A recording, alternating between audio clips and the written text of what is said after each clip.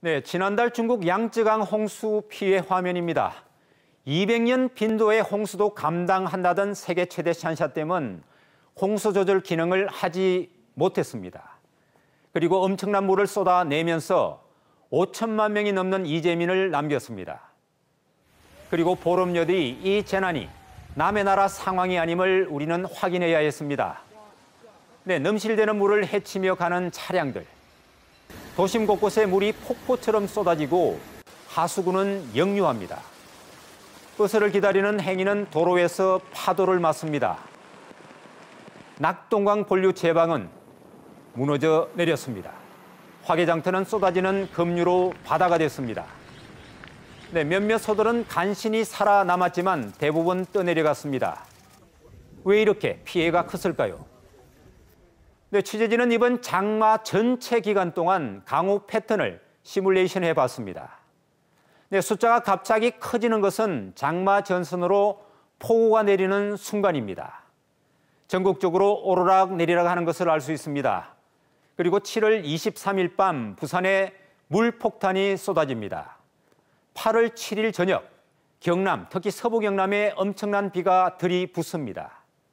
네, 장마는 길었지만 폭우는 아주 짧은 시간 집중됐음을 이 시뮬레이션은 말해주고 있습니다.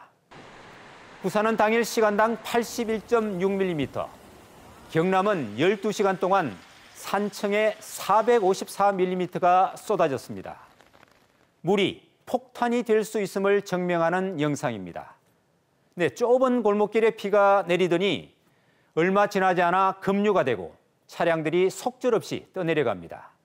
사람들은 공포에 휩싸인 채 마냥 쳐다만 봅니다. 네, 도로가 계곡으로 변하는 데는 불과 30분 정도였습니다. 다급함에 식사 도중 의자와 탁자 위로 올라가 대피합니다. 도시도, 건물도, 도로도, 사람도, 심지어 동물도 전혀 적응할 준비가 안 된 것입니다. 그리고 문제는 지금부터입니다. 네, 10년 뒤인 2030년을 예측한 시뮬레이션입니다. 해운대 센텀시티는 나루 공원부터 잠겨갑니다. 그리고 고층 아파트 아래로 물이 차오릅니다. 수영강 주변 지역이 모두 수중도시가 됩니다. 그리고 이 장면, 이미 장마 때 목격한 것과 다르지 않습니다. 지구온난화로 인한 기상이변이 미래가 아닌 이미 시작된 것입니다. 네, 미 항공우주국 나사가 각국의 CO2 배출량을 시뮬레이션하자 미국과 유럽에 이어 중국과 한국 등 동북아시아에도 붉은색이 엄청나게 쏟아져 나옵니다. 하지만 이마저 이미 지난 2006년 배출량이고 지금은 더 심합니다.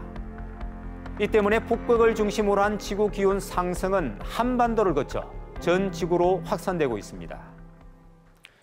네, 지난 2018년 40도를 넘어섰던 살인적 폭염에 사상 최다였던 지난해 태풍 개수, 그리고 올해 기록적 폭우 피해.